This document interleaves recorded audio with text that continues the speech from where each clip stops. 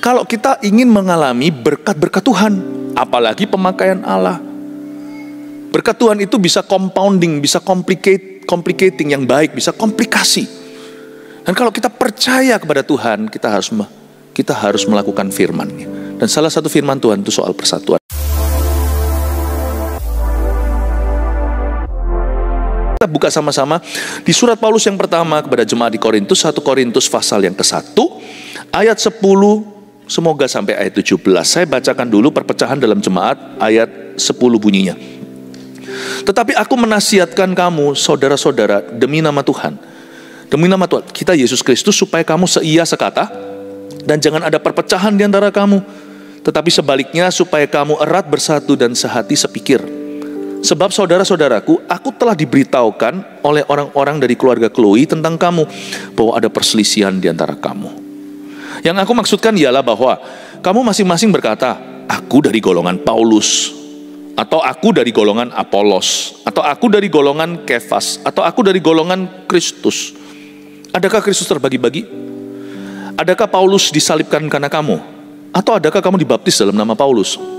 Aku mengucap syukur bahwa tidak ada seorang pun juga di antara kamu yang aku baptis selain Krispus dan Gaius. Sehingga tidak ada orang yang dapat mengatakan bahwa kamu dibaptis dalam namaku. Juga keluarga Stefanus, aku yang membaptisnya. Kecuali mereka aku tidak tahu, entahkah ada lagi orang yang aku baptis. Sebab Kristus mengutus aku bukan untuk membaptis, tapi untuk memberitakan Injil. Dan itu pun bukan dengan hikmat perkataan, supaya salib Kristus jangan menjadi sia-sia. Musuh revival, musuh kebangunan rohani adalah roh perpecahan. Itu juga musuh berkat Tuhan dalam kehidupan kita. Itu yang mencuri berkat-berkat Allah. Kita lihat dulu ayat 10. Paulus berkata, tetapi aku menasihatkan kamu saudara-saudara, demi nama Tuhan kita Yesus Kristus. Jangan lupa, Paulus itu foundernya, pendiri gereja Korintus. Dan dia sebagai rasul besar, dia sebagai gembala senior, gembala sidang. Tapi apa yang saya kagumi dari diri seorang Paulus, orangnya itu lemah lembut seperti Yesus. Dia ini perubahan hidupnya itu nyata.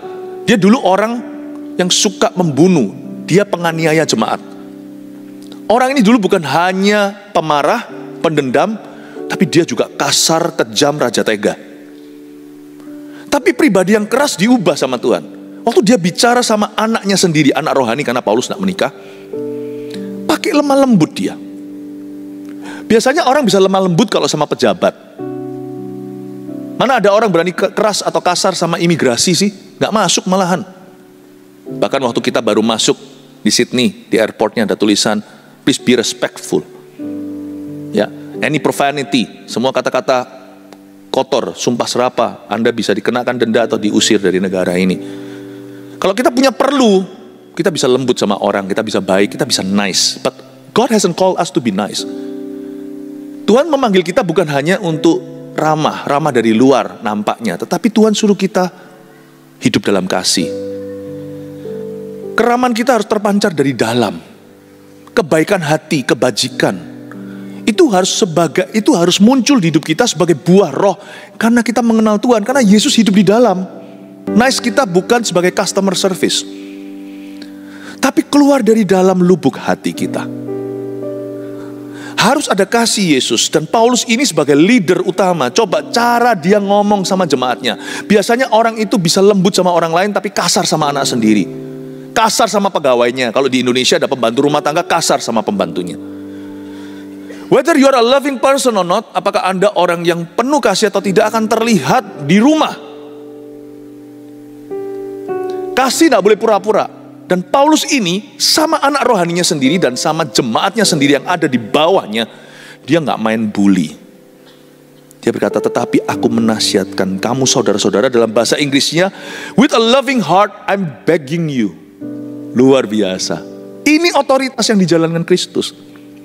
Orang Kristen gak boleh banyak gaya. Saya selalu bilang sebagai gembala seniormu, ini DNA kita. GMS baik itu hamba Tuhannya, pendetanya, sampai ke semua jemaat dan jajaran pemimpinnya, kita adalah gereja yang tidak banyak gaya. Just do the will of God. Power comes from above. Result, sukses itu datang dari Tuhan. Lakukan aja bagianmu. Kasihilah Tuhan Allahmu, dan kasihilah sesama manusia. Termasuk leadernya. Makin leader kita, harus makin lemah lembut dan rendah hati seperti Yesus. I'm meek and humble, kata Tuhan. Tuhan itu tidak kasar. Jadi kalau kita kasar, kita nggak seperti Yesus. Tidak ada sindrom pendeta besar, nggak ada. Di GMS, seluruh GMS, pendeta besar cuma ada satu, Pastor Robin. Kemarin waktu saya streaming, saya bilang, tidak ada pendeta besar di gereja kita. Waktu di sini lagi streaming di Sydney, loh, semua pada protes. Our pastor is a big pastor, haleluya. A gentle giant, dalam hatinya sangat lembut. Kita itu, di gereja kita itu diajari bahwa mengasihi itu harus top down. Melayani itu harus top down. Ya, Paulus itu loh, coba, aku menasihatkan kamu, saudara-saudara, demi nama Tuhan kita Yesus Kristus, supaya kamu seia sekata dan jangan ada perpecahan di antara kamu. Dia nggak main perintah-perintah. Paulus nggak gitu. Dia berkata, I beg you. Sama sekali nggak sesuai dengan culture-nya. Culture Timur Tengah itu hierarkinya kerasa, lain dengan culture Western atau di Barat. Atas bawah semuanya itu equal. Ya. Tapi kalau di Timur Tengah sama dengan di Timur, kebudayaan kita itu terasa hierarkinya. Dan Paulus ini sama sekali tidak seperti kebudayaan yang ada. Dia berkata, I beg you my children. How humble. Gak heran apapun yang dipimpin Paulus boleh retak sebentar langsung nyambung lagi. Di tangan seorang yang meek and humble, orang yang lemah lembut dan rendah hati, apapun yang dia pegang akan bersatu. Tidak akan terjadi perpecahan. Tapi Paulus, lu jangan coba-coba. Orang ini tegas setengah mati. Dia tidak bisa ditekuk kalau itu sudah masalah prinsip. Tetapi approach-nya itu gentle. Dia itu seperti roda yang pinggirnya itu semua bulu-bulu, tapi tengahnya besi. Jadi orang itu harus gitu, tengah kaku prinsipnya. No. Kami tidak akan pernah berdiri merestui LGBTQ, kaku. Tapi pinggirnya bulu-bulu, paham maksud saya? Sama orang itu nggak bentrokan, sama orang itu nggak gampang gigeran. Andai kata semua gereja seperti ini, kita akan cepat menyelesaikan your will be done. Sudah waktunya gereja Indo misalnya GMS Sydney bukan hanya gereja Indonesia, bermula dari situ, kita akan cepat kelarkan amanat agung sampai ke orang lokal. Kalau gereja Indo di luar negeri tidak pecah belah, dikit-dikit pecah gereja, puji Tuhan, itu tidak terjadi sama kita. Tapi jangan tunggu terjadi baru dikotbahkan. Saya tetap harus khotbahkan selalu unity. Vaksinasi itu kan diberikan sebelum kita terjangkit penyakitnya. Tidak ada tanda-tanda, tetapi saya harus selalu melindungimu, karena pesan gembala itu harus selalu melindungi. Tongkat, gak hanya tongkat, tapi kadang-kadang gada, menjaga. Saya berdoa supaya tidak ada keluarga Anda retak, katakan amin. Ya, if it's up to you ya, kalau Anda diusir lain cerita. Tidak ada di sini company yang retak, katakan amin. Tidak ada di sini pelayanannya yang retak, katakan amin. Kalau nanti di sini ada CGL, CG leader, lalu habis itu CG-mu membelah karena sudah terlalu banyak, itu bukan CG-ku sudah pecah, salah bahasanya. Tapi CG-ku multiply, ya, multiplikasi. Karena dalam kesatuan ada kuasa, tetapi kesatuan atau persatuan itu dijaga oleh the head of the company, the head of the family, the head of the ministry. Selalu bak urapan itu di kepala. Harun sebagai imamatnya, kejanggut jubah turun. Imam sebuah keluarga itu kepala keluarga, papa dan mamanya. Imam satu company itu CEO-nya. Imam satu gereja itu pendetanya. Imam satu CG itu CGL-nya. Paulus coba lihat, kita pelajari, kita selidiki. Orang ini berkata, aku menasihati kamu demi nama Tuhan. I beg you with a loving heart. Jangan pernah keras sama sesama kita. Pilih-pilih. Kalau perlu sekali-kali keras, tapi itu pun punya tujuan yang jelas. Kalau kita tegas, harus punya tujuan jelas. Amin Bapak Ibu. Belajar untuk lembut, saling mengasihi. Sama anak jangan pernah keras semena-mena. Sama bawahan juga jangan pernah kita mentang-mentang. Kalau kita bisa punya spirit seperti itu, berkat akan mengikut terus. Mazmur 23 berkata, kebajikan kemurahan tak kau minta akan mengikutimu seumur hidupmu. Katakan amin, berikan tepuk tangan untuk Tuhan. Ya, coba ngomong sama kanan kirinya, ku kasih kau dengan kasih Tuhan. Tetapi aku menasihatkan kamu, saudara-saudara, demi nama Tuhan. Katakan demi nama Tuhan. Nama Tuhan bukan untuk profanity, bukan untuk Jesus. Ya, kita nggak usah takut radikal, fanatik kata orang. Jangan biasakan diri dengan kata Jesus, Jesus gitu. Kalau kita lagi lihat scrolling media atau lagi nonton apa, kalau terlalu banyak begitu-gitunya itu kita nggak tahan. Bayangkan papa kita namanya itu disebut-sebut, dihina-hina. Kalau Anda bisa tahan berarti ya Anda bukan anaknya. Saya sih nggak bisa tahan yang gituan. Itu bukan keharusan. Anda mau nonton yang gitu ya nggak apa-apa. Tetapi saya bisa tahan. Bahasa Hokian ya. Saya nggak tahan. Nama Tuhan bukan dipakai untuk itu. Nama Tuhan tapi bisa dipakai untuk persatuan. Demi nama Tuhan. Katakan demi nama Tuhan. Maksudnya aku mau bersatu demi Tuhan. Papa mama nggak cerai demi anaknya. Ada yang lebih kuat loh. Tali 3 lembar susah putusnya kata pengkhotbah. Lembar tali yang ketiga atau kadang-kadang justru dialah tali pertama yang mempersatukan. Itu Yesus Kristus, bukan anak-anakmu. Jangan sampai kau tidak cerai gara-gara anak-anak Anda. Kau tidak cerai karena nama Tuhan yang mempersatukanmu saat Holy Matrimony. When you say I do. Atau kau berkata saya bersedia, itu ngomong di depan Tuhan. Jangan sekarang karena perkara 1-2 hal. Kalau itu bukan perzinahan, dikit-dikit kita mau cerai. Jangan masuk ke dalam warisan kutuk. Karena kalau kita bersatu, meskipun berdarah-darah, meskipun kita harus memperjuangkan lagi kecocokan, kita harus memperjuangkan compatibility, tapi kita percaya kalau kita mau bersatu itu worth it. Rewardnya itu lebih besar daripada harga yang kau bayar. Coba nggak tanya, kalau nggak percaya tanya anaknya. Anak yang terpaksa dibesarkan dalam perceraian orang tuanya itu nggak gampang, nggak mudah. Kalau ada di antara Anda, may God's grace be enough for you. Biar kasih karunia Allah cukup bagimu. Tetapi kalau kita punya pilihan, alangkah baiknya papa mama kita nggak cerai. Kenapa sih mereka nggak bisa mikirkan kita? Kalau misalnya masalahnya bukan perzinahan pun ada jalan loh. Kalau ada pertobatan, cerai itu bukanlah solusi. Bukan solusi. Zaman sekarang kan zaman edan. Apalagi di daerah culture kebudayaan yang sudah post Christian atau yang sudah Kristen itu lewat. Itu Kristen itu adalah sejarah kami di belakang. Orang masuk ke pernikahan itu memang fall in love. Wah senang sekali, flamboyan. Tetapi mereka tidak pernah mantap di hati bahwa tutup pintu belakang. Bagi mereka sih is okay. Kalau sampai satu titik kamu tidak cocok sama aku, ya aku bisa punya pikiran lain. No, cannot. Ada hal-hal tertentu harus tetap konservatif. Karena itu firman Allah. Firman tidak berubah. Tidak bisa ditepis zaman. Kenapa sih papa mama nggak bisa akur gitu demi aku? Demi kami? Kenapa sih susahnya? Lebih kuat daripada anak, alasan utama kita bersatu adalah selalu demi nama Tuhan, demi Tuhan Yesus. Dalam pelayanan juga sama. Lihat gambar besarnya, coba katakan lihat gambar besarnya. Always see the bigger picture. Ya, always see the bigger picture. No company yang tarik-tarikan yang bisa tetap berdiri. Izinkan saya izinkan saya menjabarkan, lebih tepatnya. Menjabarkan salah satu rahasia utama berkat Allah mengalir terus dalam kehidupan kita, yaitu roh persatuan. Hati-hati dengan roh perpecahan. Tapi aku menasihatkan kamu saudara-saudara, demi nama Tuhan kita Yesus Kristus, supaya kamu seia sekata. Katakan seia sekata. Dan jangan ada perpecahan di antara kamu, tetapi sebaliknya supaya kamu erat bersatu. Katakan erat bersatu. Dan sehati sepikir. Katakan sehati sepikir. Oke, saya bahas dulu seia sekata. Katakan seia sekata. Oke, apa artinya seia sekata? Aku menasihatkan kamu, kata Paulus, I beg you, demi nama Tuhan, selalu Tuhan alasan utama kita bersatu, supaya kamu seia dan sekata. Seia itu artinya seroh. Seia itu begini loh, saya sama istri saya misalnya, kami kompak.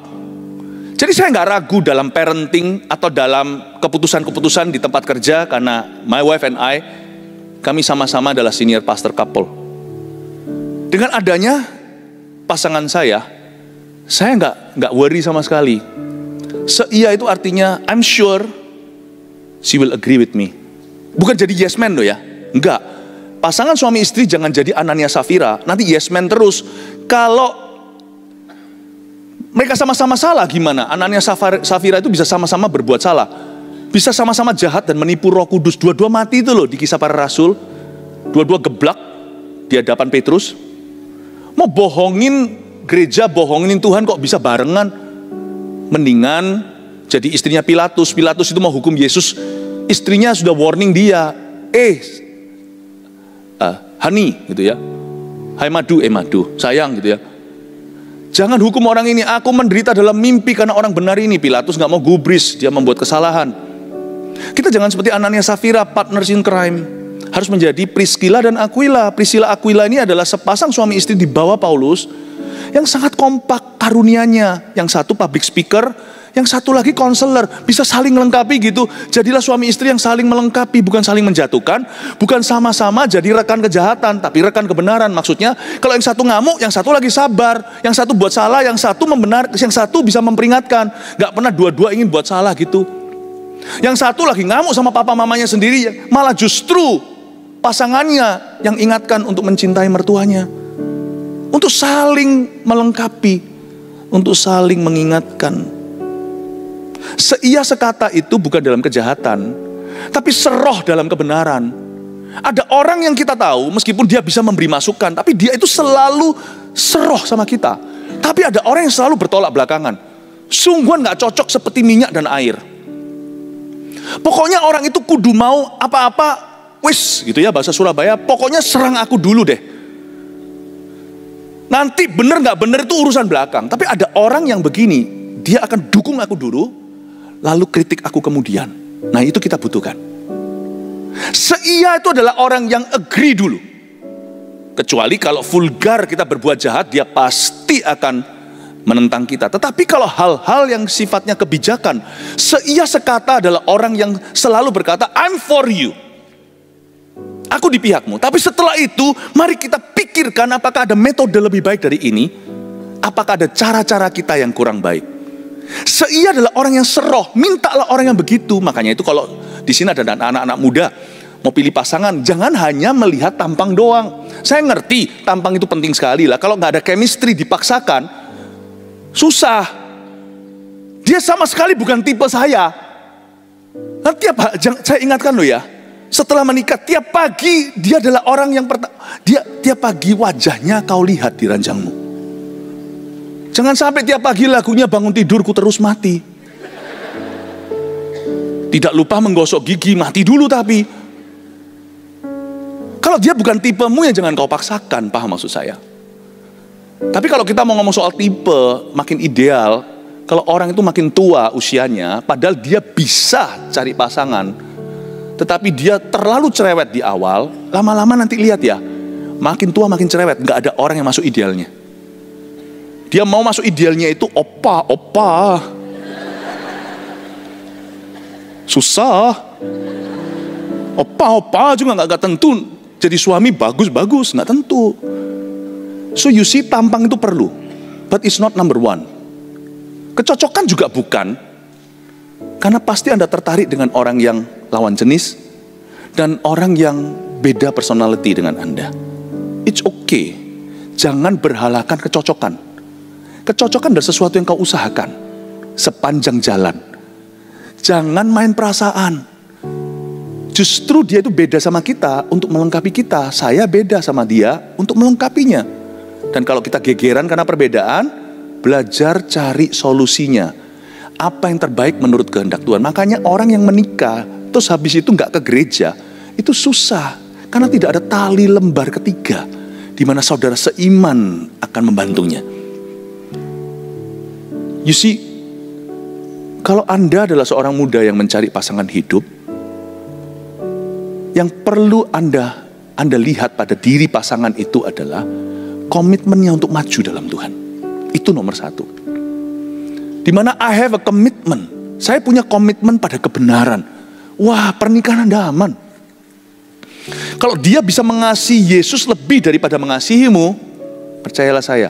Jadi kalau datang ke gereja pas summer lagi, musim panas, misalnya di Sydney, jangan cari mereka yang keluar dari gereja tetap secantik tadi. Cari mereka yang waktu puji-pujian keringatan.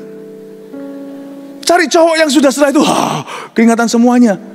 Memang dia jelek seketika, tapi dia akan bagus umur hidup pernikahanmu. Why? Karena ketara bahwa dia gak jaga image. Dia datang ke gereja untuk memuliakan Tuhan. Gua gak peduli pikiran lu. Kalau dia bisa mengasihi Yesus lebih daripada mengasihi dirimu, nanti anak-anakmu aman punya papa seperti itu. Nanti anak Anda aman dikandung oleh perempuan demikian. Amin Bapak Ibu. Ingat ya, Bukan cari yang paling jelek, bukan. Ganteng jelek, cantik jelek itu semua relatif. Tapi carilah orang yang mencari Tuhan. Siapa di sini single, angkat tangan. Nggak ngaku, may you be single forever and ever. Coba saya tanya lagi, siapa di sini single, angkat tangan dengan bangga, haleluya. Tetap diangkat tangannya, tetap diangkat, jangan diturunin. Look around you, maybe she's there, maybe he's there. Jangan jauh-jauh, cari dari keluarga sendiri. Haleluya, amin. Makanya gereja kita harus besar, supaya kolamnya nanti banyak. Ketemu semua, haleluya, amin. Itu. Nah sekarang yang sudah menikah gimana? Telat sudah? Bukan. Jangan berhalakan kecocokan. Amin pastor, saya akan terapkan. Saya akan cari yang cocok. Ngawur, sudah menikah kok. Siapa yang sudah menikah? Angkat tangan. Oh puji Tuhan, ya. Yang tidak angkat tangan, jangan ngaku-ngaku. Belum menikah, sudah menikah ya sudah, ya. Saya percaya pernikahan Anda bisa menjadi heaven on earth kalau Anda terapkan prinsip yang saya bagikan. Jadilah leader yang lemah lembut. Jangan gontok-gontokan perkara-perkara yang bukan-bukan. Karena Tuhan benci perpecahan. Coba sekarang kita lihat ya, seia sekata kan Anda sekarang sudah mengerti kan? Coba sekarang saya mau selidiki, Anda selidiki kata ini. Di ayat 10 saya baca lagi, tapi aku menasihatkan kamu saudara-saudara demi nama Tuhan kita Yesus Kristus, supaya kamu seia sekata. Dan jangan ada perpecahan, katakan jangan ada perpecahan. Kata perpecahan dalam bahasa Yunani kuno atau Septuagint, ya, Alkitab Perjanjian Baru termasuk surat Paulus itu tulis dalam Yunani kuno, itu pakai kata skismata, SCHISMATA, skismata, yang bukan artinya perbedaan. Ternyata perpecahan itu tidak ada, having nothing to do with having differences. Orang yang bisa plek sama bisa pecah. Perpecahan itu nggak ada hubungan dengan perbedaan. Skismata itu artinya the action of ripping apart. Ada sebuah tindakan aktif, sengaja dan bertubi-tubi terus menerus seperti orang komitmen dan tekun pada satu hal untuk merobek secara sengaja. Itu skismata. Jangan ada perpecahan, jangan izinkan ada perobekan secara sengaja. Jadi tidak ada hubungannya dengan differences ternyata. Sehingga kalau ada orang berkata aku tidak bisa sama dia, kenapa? Beda. Don't fool God. God knows your heart. Tuhan tahu hatimu. Nggak ada hubungannya, karena beda bisa membuat kita indah. Kecuali kalau kita bedanya itu di hal-hal prinsip ya. Aku beda sama kamu. Aku percaya Yesus salah satu jalan, kamu percaya Yesus adalah jalan. Mari kita jalan-jalan. No, sorry. Tidak ada lembu pun bisa one yoke dengan pasangan tidak sepadan. Cannot. Susah kalau Anda itu dalam dunia bisnis partner. Lain cerita kalau Anda punya pegawai, lain cerita kalau Anda punya bisnis partner tapi yang nggak langsung. Tapi kalau di dalam hal direksi, sama-sama menggiringnya ke satu arah, bisnis Anda dengan orang yang tidak percaya Tuhan, yang menghalalkan segala cara, beda. Beda gereja aja kerasa loh. Karena gereja kadang-kadang nggak punya value-value tertentu sama. Ada pula gereja yang berkata nggak apa-apa naik ke atas, asal bisa nyanyi, asal bisa apa. No, kita mengutamakan grassroots-nya. Jadi orang itu harus naik ke sini worthy for it. Karena kita nggak mau nipu jemaat. Beda aja beda gereja aja bisa beda. Apalagi beda. Nggak bisa, kita nggak bisa jalan sama-sama. Itu nggak akan pernah langgeng. Jangan menjadi pasangan tidak sepadan, ya. Jadi perbedaan sebenarnya indah kalau dalam Tuhan. Kalau dalam perkara-perkara tertentu saling melengkapi. Perpecahan nggak ada hubungannya, skismata tidak ada hubungannya dengan memiliki perbedaan. Skismata itu ternyata adalah tindakan ekstra ketika orang itu berjalan di mil kedua dan merobek instead of membangun. Nah itu dimasuk di nama gosip dan penyebar kepahitan, entertaining, memanjakan perasaan-perasaan kecewa. Be careful, hati-hati dengan spirit seperti itu dan hati-hati dengan orang-orang yang carry spirit seperti itu, karena itu orang dipakai sama setan. Lain cerita kalau kita itu menjelaskan perbedaan yang sifatnya bukan hanya filsafat, tapi sifatnya prinsip kehidupan. Nggak bisa dong, saya nggak akan pernah undang seorang pembicara naik ke atas yang percaya Yesus salah satu jalan. Wah itu beda jalan sudah. Nggak bisa, no way. Saya nggak akan mengundang seorang pembicara karena kita ini gereja Kristen yang Pentakosta, tapi Pentakostalisme kita tidak ngawur. Bukan berkanjang pada manifestasi sebagai sesuatu yang utama. Bahasa roh kita pun dipakai sebelum khotbah, waktu kita worship sama-sama, setiap orang connect sama Tuhan. Bukan dipakai saat pengumuman. Bukan dipakai oleh Asher tadi untuk mengantarkan Anda ke kursi, pakai bahasa lidah mana Anda ngerti. Dan bahasa roh dipakai untuk nanti pada waktu altar call doain orang kita nggak kenal. Sebagian besar orang kita doain supaya Roh Kudus berdoa melalui gerejanya, melalui kita. Untuk orang itu dalam perkara-perkara rahasia yang kita nggak tahu tapi tepat guna, tepat sasaran. Ya. Saya nggak akan mengundang seorang pembicara naik ke atas dan berkata bahwa saudara itu sesat. Karena saya nggak merasa itu, bukan saya merasa. Saya dalam hidup saya merasakan benefitnya. Saya nggak akan taruh di situ. Meskipun kita saudara seiman ya, kita nggak saudara sevisi. Ya, kita sama-sama Yesus adalah Tuhan, puji Tuhan, kita semua ke sorga. Tetapi selama di hidup ini, gereja kita akan bergerak dengan cara yang berbeda. So, I honor you. You're still my brother, because you are still in Christ. But you shall not preach in my church. Karena we are different. Dogma kita berbeda. I'm trying to build the congregation to intimate dengan Roh Kudus. Kamu malah justru menjauhkan, ya sudah, nggak apa-apa. Jadi itu ngerti ya. Jadi dalam hal kita membuat keputusan-keputusan hidup kita harus bijaksana. Apa yang utama?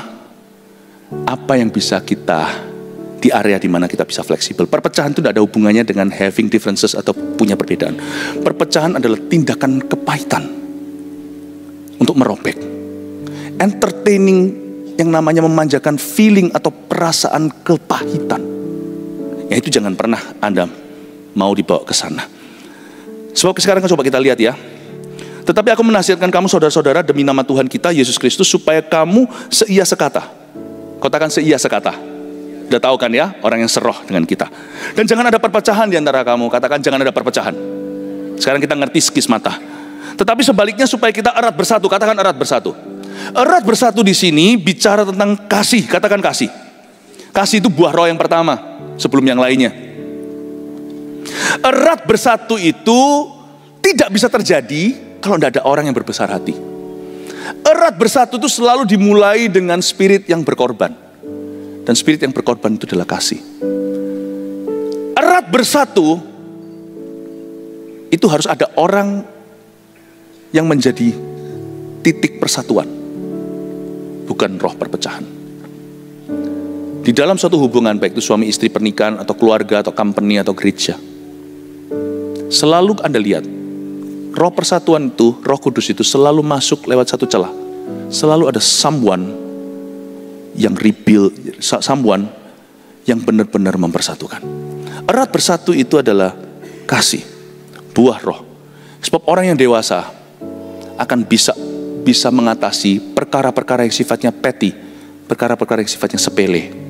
Tapi perkara sepele itu bisa jadi gede dalam diri orang yang kanak-kanak jiwanya. Ternyata setelah kita ngomong dengan satu orang yang ternyata diam-diam dia itu adalah seorang raksasa rohani di dalam, padahal di luarnya imut-imut.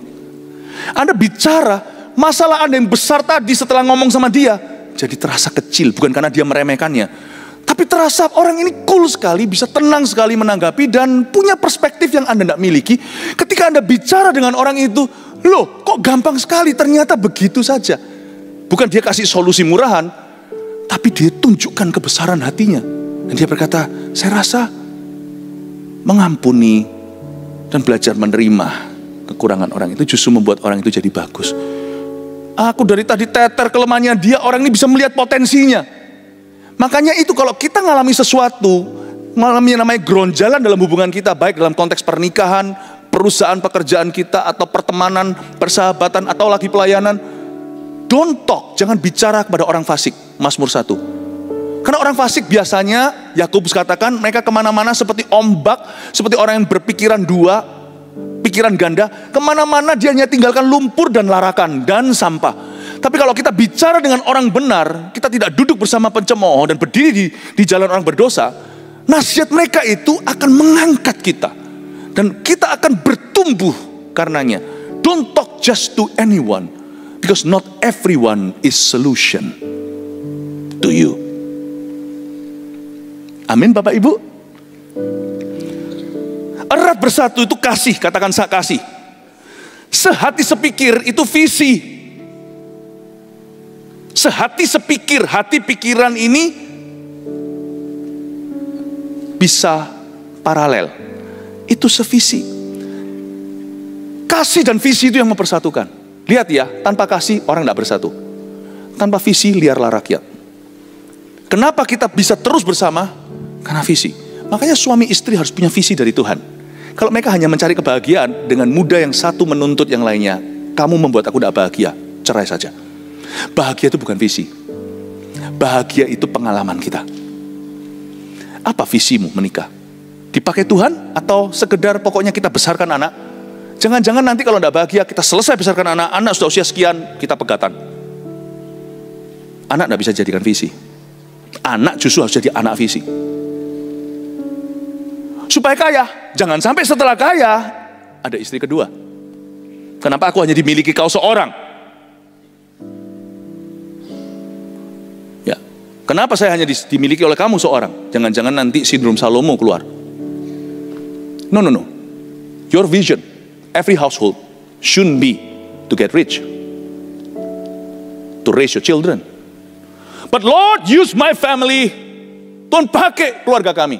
Dan tertanamlah dalam satu rumah Tuhan supaya Anda tidak keliaran. Roh aja kalau gentayangannya ada di tengking kok dari satu gedung. Kalau tiba-tiba di sebelah Anda ada satu orang perempuan yang rambutnya di depan. Anda pegang pundaknya ternyata ada lubangnya. Tengkinglah, itu roh gentayangan. Tidak usah takut yang gituan. Justru roh jahat yang lebih menakutkan itu adalah yang harus ada waspadai adalah yang mempengaruhi pikiran. Roh gentayangannya di tengking, anak Tuhan tidak boleh keliaran, tidak boleh gentayangan. Tertanamlah satu gereja, berdoalah Tuhan, apakah visi gereja ini bukan hanya cocok, memanggilku. Apakah visi gereja ini adalah panggilan Tuhan atas keluarga kami? Karena visi keluarga kami terlalu kecil dibanding dengan visi kerajaan Allah. I must find the vision yang benar-benar Tuhan taruh atas keluarga kami dalam sebuah gereja. And I'm going to commit myself, I'm going to commit my children, I'm going to commit my wife, and we're going to commit ourselves untuk melayani Tuhan di gereja itu. Sehati sepikiran. Betapa indahnya. Kemarin kan yang streaming tahu khotbah saya kan saya duet setiap ibadah 5 kali dengan seorang anak kecil. Yang di balik layar Anda tidak tahu adalah setiap kali sebelum saya giliran anak kecil mana di kebaktian yang keberapa, saya ketemu dengan papa mamanya dulu. Saya ketemu dengan anak-anak itu, saya ketemu dengan coachnya. Jadi bukan ketua CG-nya, tapi atasnya, kakaknya. Supervisornya di sini namanya coach.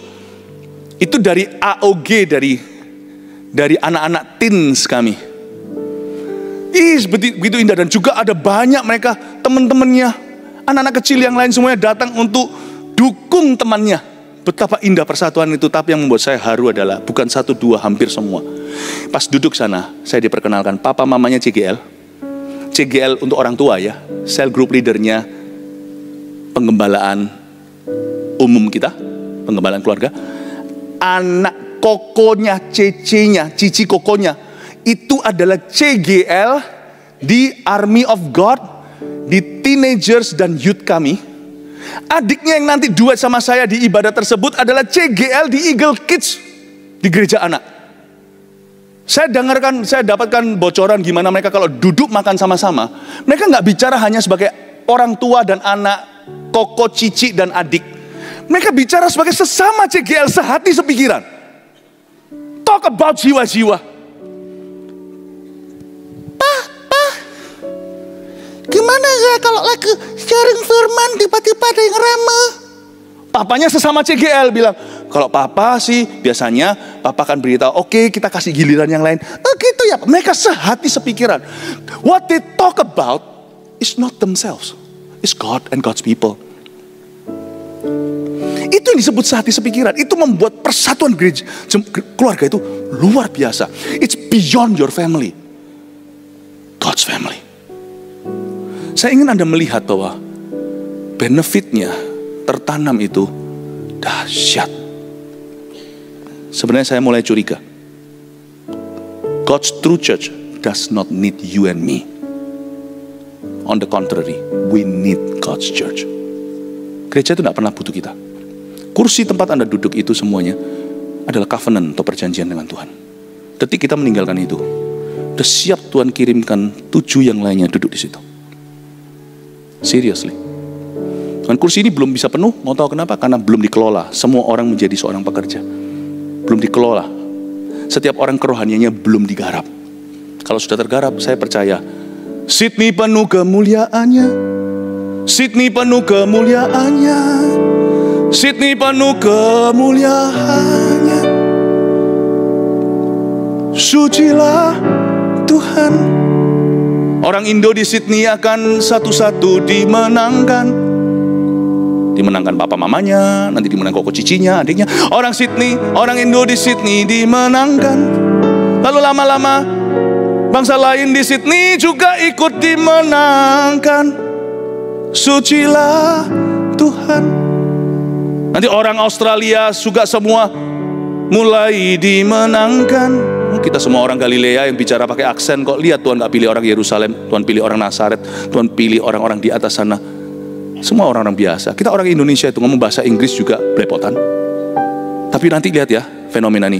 Orang Australia satu-satu juga akan dimenangkan. 9 orang dari antara mereka pegang satu jubah. Orang Indonesia berkata, tell me about your God. Akan dimenangkan.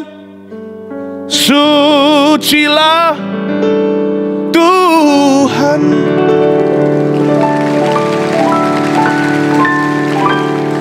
It begins with your family. Reformation ini. Persatuan itu dahsyat. Ada complication of blessing, ada komplikasi berkat. Sehati sepikir itu bukan bicara tentang dirinya. Sehati sepikir itu bicara tentang visi yang lebih tinggi. Sebab saudara-saudaraku, aku telah diberitahukan oleh orang-orang dari keluarga Chloe tentang kamu, bahwa ada perselisihan di antara kamu. Chloe ini siapa? Cepat saja. Chloe adalah keluarga businessman yang traveling dari Efesus, dari Korintus ke Efesus, di mana Paulus menulis surat ini. Dan dia cerita, Pastor Paulus kenapa? Kami sedih hari-hari ini, geger terus. Siapa geger? Si itu, si ini. Paulus nggak tulis saja. Ini itu. Dia berkata tuh, saya itu mau bertumbuh susah. Dari laporan itu, Paulus tuliskan. Dan luar biasa, waktu dia tuliskan, saya percaya itu dengan konsen atau dengan izin Chloe. Nggak ada di dalam keluarga Tuhan itu yang berkata, aku ngomong tapi janji ya, jangan ngomong kalau aku yang ngomong. Kan biasa kita gitu kan orang Indonesia. Jangan ngomong, aku yang ngomong loh ya. Kalau saya ngomongin siapa, saya akan bilang ngomongin aku yang ngomong. Never be ashamed. 1, stand up for God's truth. 2, stand up for any truth. Any truth is God's truth. Saya nggak pernah mau sembunyikan diri. Biarin aku yang ngomong. Mendingan gue kehilangan teman daripada saya kehilangan kepercayaan Tuhan. Chloe berkata, monggo silahkan. Chloe mungkin orang Jawa Tengah. Monggo please, silahkan. Beritahukan kalau aku yang ngomong. Dia nggak nantang, tapi Paulus berkata, kalau aku tiba-tiba out of the blue mau mingshimiao, diam-diam lalu ngomong ada perpecahan dia. Aku nggak mau Paulus bertindak seolah-olah, aku ada marifat. Ini semua orang berkata, wah nabi dia. Enggak. Paulus berkata, aku harus mengutip sumber infonya. Sama dengan kalau Anda bikin buku atau esai, atau kalau Anda tulis tugas sekolah, kan di bawah kan harus ada footnote-nya. Anda ngambil dari buku apa, page apa, segala kan harus ngomong. Copyright itu ada.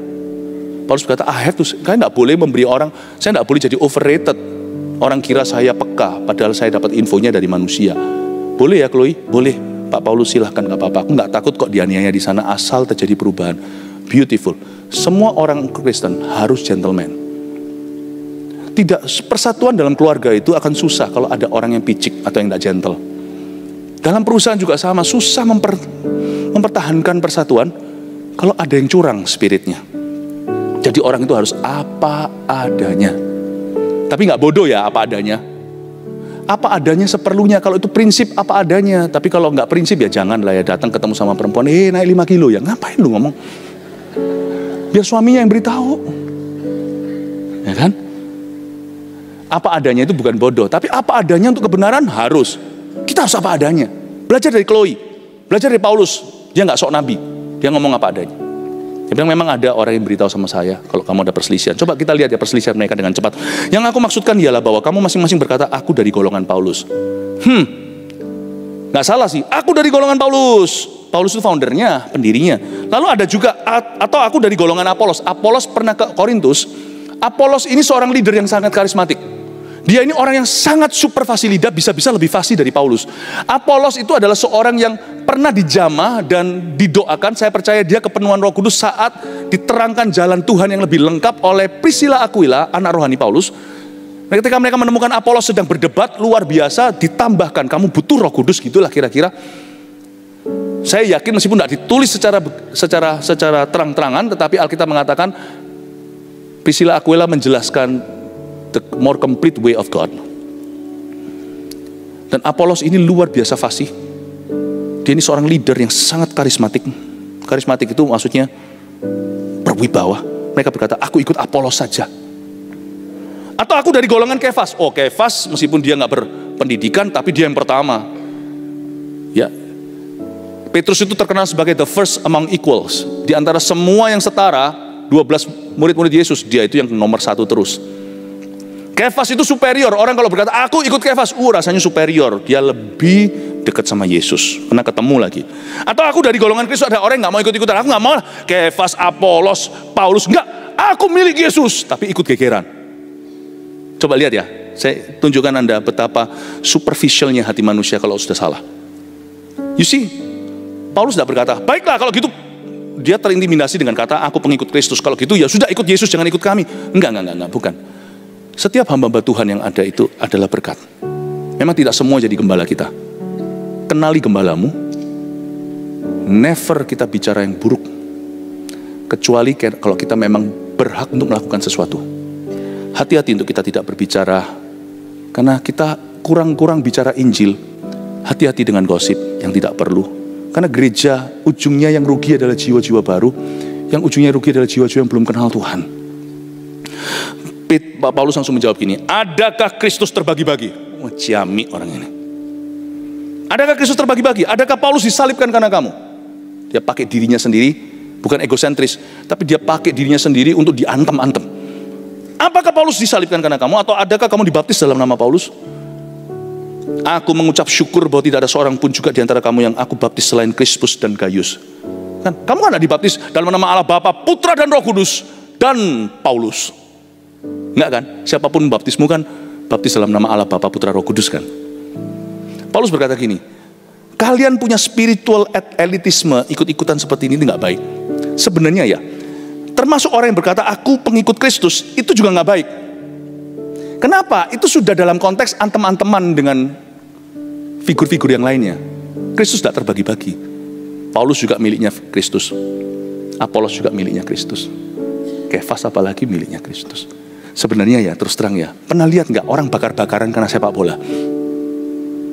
Pernah nggak? Saya dari kota yang boneknya kuat, Surabaya. Kami punya Persebaya.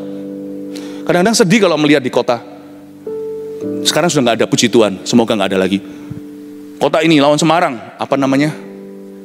Nggak tahu apa. Pokoknya berantem antara mereka. Wah, kalau yang kalah bakar-bakaran. Sebenarnya yang dibela bukan Surabaya sih. Buktinya mereka dengan bakar-bakar Surabaya, mereka benci Surabaya kalau mereka bakar. Not really. It's always about them. Selalu tentang mereka. Tidak pernah tentang kota kami. Mereka hanya bela-belain kota Surabaya karena mereka orang Surabaya. Paham? Bukan Surabayanya, merekanya.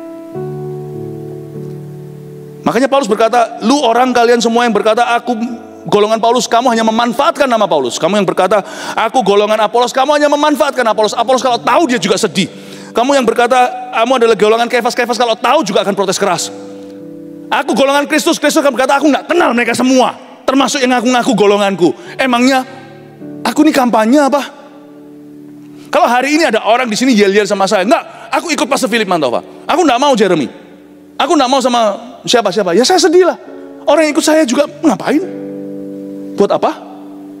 Kalau saya dilawan dan dibenturkan dengan anak saya, Tuhan itu kasihan kalau dibenturkan dengan hamba-hambanya. Makanya Tuhan Yesus pasti nggak mau tuh yang termasuk mereka yang berkata aku pengikut Kristus. Karena sebenarnya in the end, it's never about Paulus, Apolos, Kefas, Kristus. It's always about them. Tidak pernah tentang Surabaya. Karena dibakar juga adalah rumah-rumah, mobil-mobilnya orang Surabaya. It's about them. Nggak usah ikut-ikutan yang gini-ginian. Nggak usah. Karena ini disebut skismata tadi, merobek. Termasuk yang ngaku-ngaku golongan Kristus. Berapa banyak di antara kita, aku nggak gereja-gerejaan, aku cuma cinta-cinta Tuhan. Kepahitan kan? Itu orang kalau sudah ngomong gitu sudah kepahitan. Tuhan pun dia hanya pakai untuk membenarkan kepahitannya. Aku nggak mau, gini-gini. Aku nggak usah gereja-gerejaan. Aku langsung sama Tuhan Yesus. Wow, betapa sakti dan hebatnya sana bisa langsung, saya aja nggak bisa langsung. Saya butuh umat Allah. Untuk saya bisa berdoa, Bapa kami yang dalam sorga, saya harus punya saudara. Nggak gitu saya ubah itu doa, Bapa kami, Bapakku yang di dalam sorga. I need God's people. Aku pun dibentuk. Sebenarnya kalau ada orang yang pernah dikecewakan dalam gereja, it's growing pains, it's okay. Berapa kali kalau ada Anda misalnya clubbing ya, yang pernah clubbing, jangan sampai masih ya. Tadi kebaktian pagi saya jelaskan, clubbing itu sebenarnya tiruan dari gereja. Tapi Anda harus milih, Anda mau dari sumber air bersih atau sumber air kotor. Misalnya kalau ada yang clubbing, ya, saya pernah dulu soalnya, ngaku, dulu di Surabaya ada yang namanya Studio Is.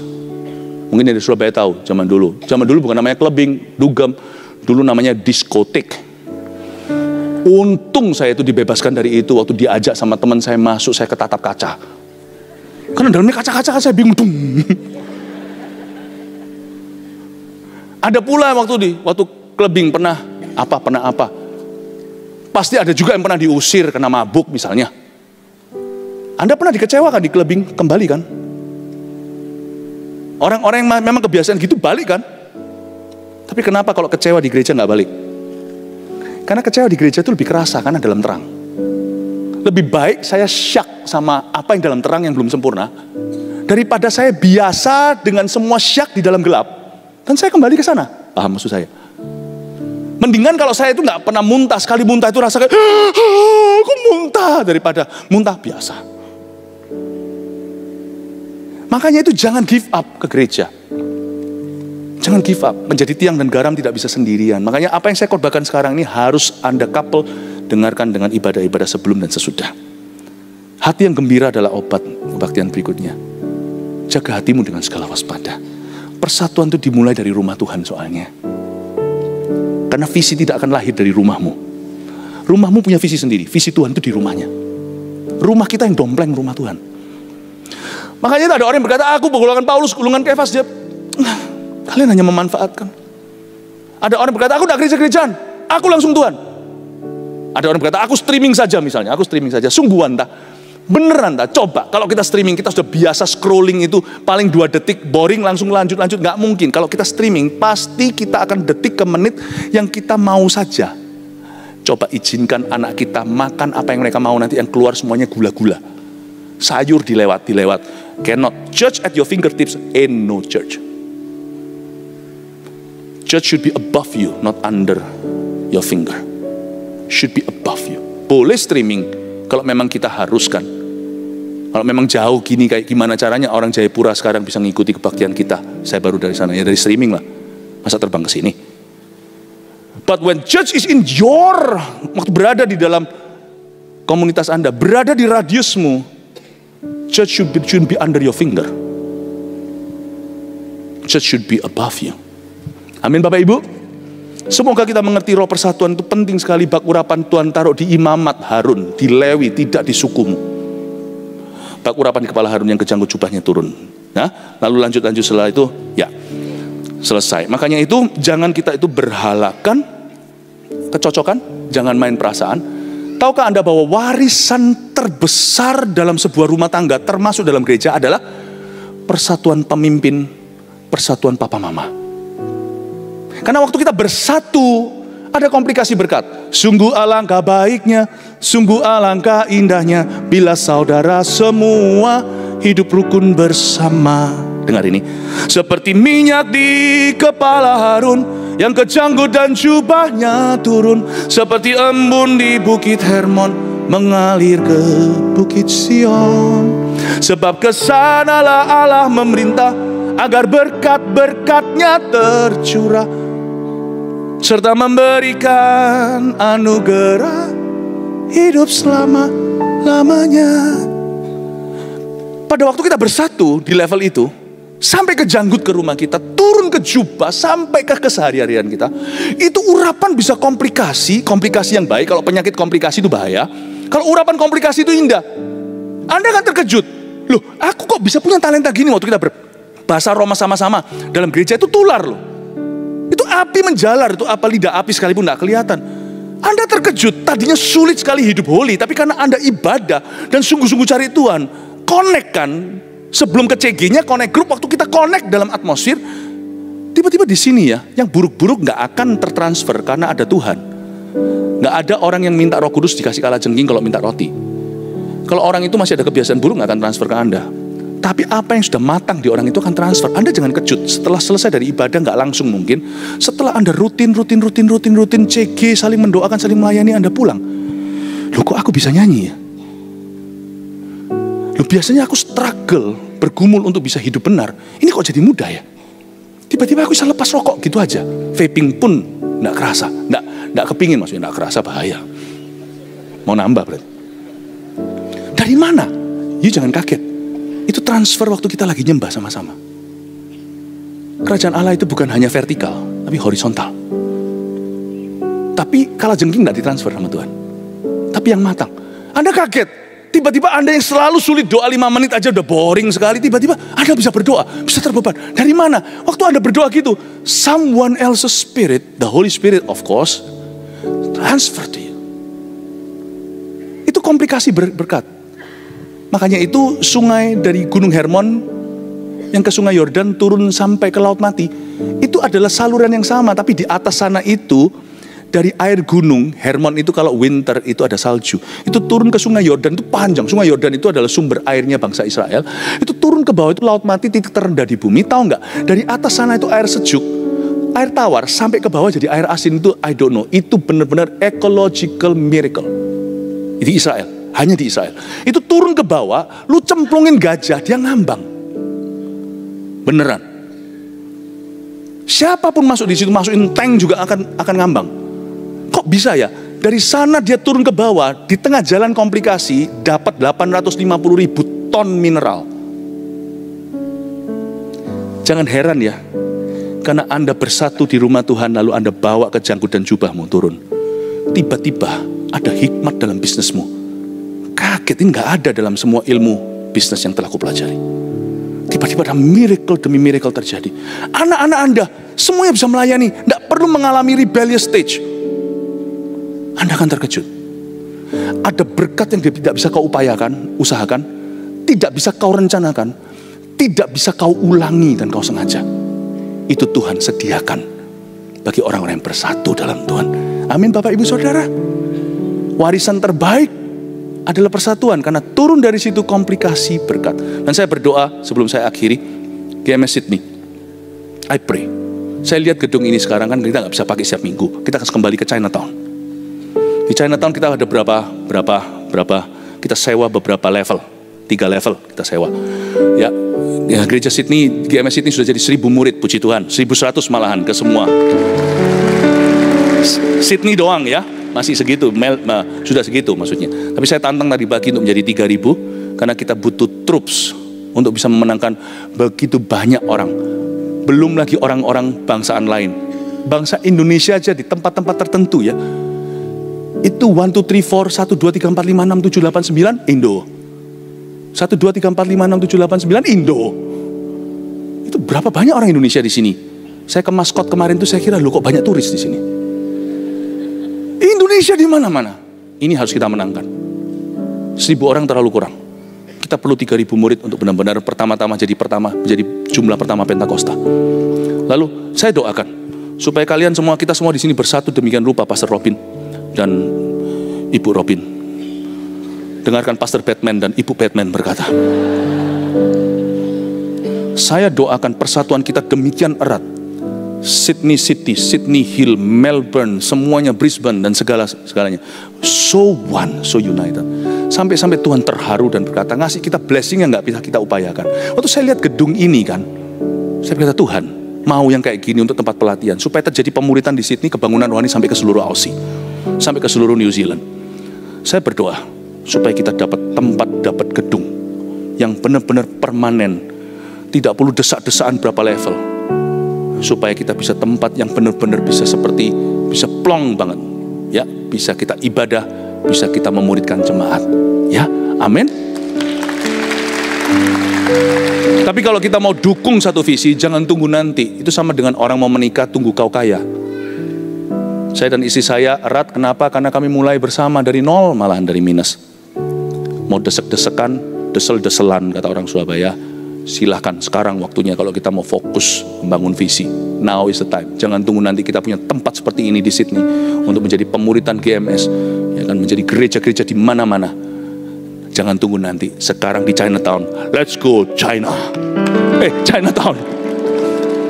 Amin Bapak Ibu. Now is the time. Kita akan garap visi ini. Kalau kita bersatu sama-sama, ada visi lebih tinggi. Semoga nanti papa, mama, anaknya, cucunya semua CGL, semuanya, semua orang-orang yang melayani. Dan what we talk about at the table, waktu kita makan bersama, adalah tentang visi Tuhan, jiwa-jiwa, kebangunan, rohani. Haleluya, kasih tepuk tangan untuk Tuhan Yesus. 3 poin sini bawa pulang. Oh, jangan pulang dulu, masih ada jam 5. Jingjian puhijia. Tapi saya kasih 3 poinnya. Poin number 1 yang kita bisa pelajari sebagai kelanjutan tahun lalu saya sampaikan tentang persatuan pula. Number 1, ya. Kemuliaan nama Tuhan adalah alasan utama untuk bersatu. Remember that. Demi nama Tuhan. Katakan demi nama Tuhan. Always kemuliaan nama Tuhan. Kemuliaan Tuhan. Gereja tidak boleh pecah-pecah. Baik itu gereja lokal sini, Australia, atau gereja imigran. Tidak boleh pecah-pecah. Karena we've got job to do. Kita harus selesaikan amanat agung. Jangan ketinggalan Australia. The kingdom of God needs you. Ya, kemuliaan nama Tuhan adalah alasan utama untuk bersatu. Let's unite until the job is well done. Karena suatu hari kita ketemu Tuhan, tidak bisa berkata, Lord, I'm bringing you medium rare. Tuhan berkata, well done my servant. God wants it well done. Pecah-pecah membuat kita jadi rare. Amin. Ngomong kanan kirinya, God likes it well done. Kemuliaan nama Tuhan adalah alasan utama untuk bersatu. 2. Yang kedua, kasih dan visi adalah ikatan roh yang mempersatukan. Makanya itu, apa yang lebih kental dari saudara seiman? Saudara sevisi. Kalau saudara seiman, ku tak pandang dari gereja mana, asal kau berdiri atas firman-Nya. Ku tak pandang kau dari gereja mana. Betul, karena kita saudara seiman. Ya. Doktrin Roh Kudus tidak bisa memisahkan kita sebenarnya. Orang mau ngomong apa segalanya, I bless you my brother. Kalau kita doktrin Kristusnya sama, puji Tuhan. Tetapi apa yang lebih kental dari saudara seiman? Saudara sevisi. Lihat kanan kirinya, itu saudara sevisimu, lebih dari saudara seiman. Kalau saudara seiman masih sepupu, ya, atau sepaha, saudara sevisi itu lebih kental. Coba lihat kanan kirinya, I appreciate you saudara sevisiku. Di GMS tercinta ya. Nomor 2 tadi itu, ingat ya, kasih dan visi. Katakan kasih dan visi. Lagi, kasih dan visi. Katakan lagi, kasih dan visi. Remember these 2 things. These 2 elements, perabotan satu-satunya yang kau perlukan. Apapun yang kau kerjakan langgeng sampai akhirnya. Kasih. Katakan kasih. Visi. Kita akan mendirikan 1000 gereja lokal yang kuat dan 1 juta murid. Dan Sydney, Australia, New Zealand tidak akan menjadi penonton. Anda semua akan bersama-sama lari bersama dengan kami melihat kemuliaan Tuhan. Australia penuh dengan kemuliaan. I think it's time to bring the gospel back to Australia. We once received the gospel from the West, now it's time to bring the gospel to the West. 3. Jangan toleransi roh yang memecah belahkan. Jangan toleransi skismata. Jangan toleransi yang namanya tindakan, bisikan maupun perasaan. Jangan entertain yang gituan. We've got a great job to do. Amanat agung harus selesai. Mari kita semuanya keluar dari petty things yang menghalangi. Mari kita bawa Injil ini jauh, far and wide, sampai ke Hobart. Saya baru tahu ternyata ujung-ujung sana masih ada Hobart, pulau sendiri yang terpencil di situ. Ya. God will bring the gospel. Salah satunya adalah lewat gereja kita akan semerbak wangi seperti bunga mawar Sharon sampai kemana-mana hingga semua orang akan mendapatkan kasih sayang Tuhan. Haleluya, kasih tepuk tangan untuk Tuhan.